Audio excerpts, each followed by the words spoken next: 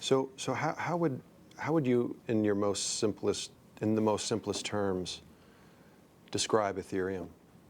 Gavin Wood, our chief technology officer, likens Ethereum to Web 3.0, which is basically a secure, decentralized, new kind of internet with security baked in right from the start. How did you? And a built-in monetary system. The Ether. That's exactly. the built-in. Okay. How come you didn't use Bitcoin to fuel the Ethereum platform? So that's interesting. So the one main difference, Ethereum is basically a decentralized application environment. So if you're a developer, you can develop decentralized applications for the system. Like what, for example? Decentralized application like an accounting system. Okay. So in a decentralized accounting system, basically all the nodes on the network process all the transactions in the program. Mm-hmm. Okay, so all the nodes on the network agree on exactly what your books are saying, and it's non-repudiable. So the CEO and the CFO can't go back 6 months later and change a number that they don't like so much.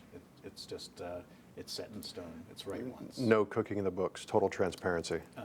Unless you can cook the books in real time. Okay. You can't cook the books. Which you would need, presumably, some sort of computer brain to be able to do that, possibly in real time. Some programming. It'll be much harder to perpetrate fraud in this system because if you do choose to put your books on the system, they can be transparent.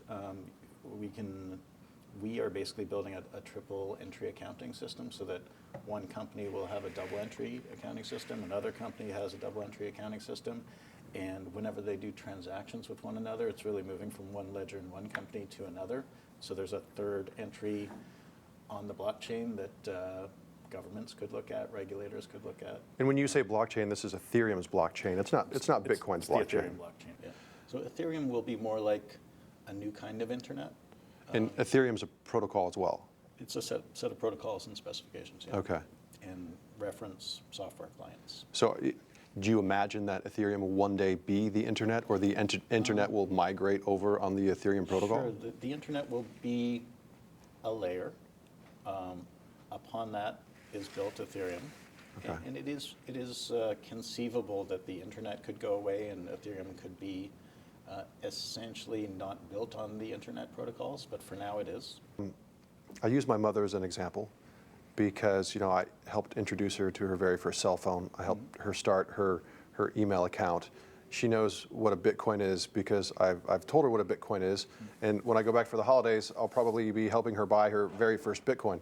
How is Ethereum going to impact her life? How could I explain Ethereum to her where she could integrate it into her everyday life? Sure. It's a bit of a difficult question for me to answer right now, but I'll take a shot at it. My mother uses email right now, and that's a pretty remarkable thing. These technologies, they sort of, technologists build them and visionaries put something together, and it's not really clear that anybody was thinking about that. It's not clear that people were thinking about Netflix or just web browsers when the internet was invented. It's basically going to build a tighter global community where your communications will be mediated by it. So basically, she probably won't even know that she's using Ethereum when she's using Ethereum? She doesn't think, hey, I'm using the internet. She thinks, I'm sending Zach an email. Right. Right? Right. So basically, it's one of these things where a number of different people, entities from around the world will be building these decentralized applications and adding them to or on top of Ethereum, and little by little, this decentralized application does this, Sure. that whatever, and then people spend their lives on Facebook and Instagram, and people tweet their faces off all day long.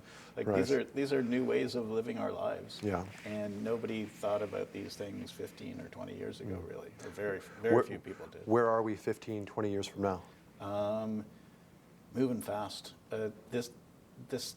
These technologies make everything so fluid, so liquid, so instantaneous that we as a species are on an exponential growth curve, Right. especially with respect to technology, and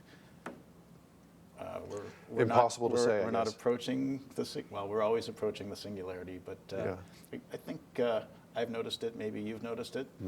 Things are moving really fast. Absolutely. It's such a qualitative change. Approaching the singularity is something we could do at an entirely Different episode? yeah, another episode completely, another talk completely.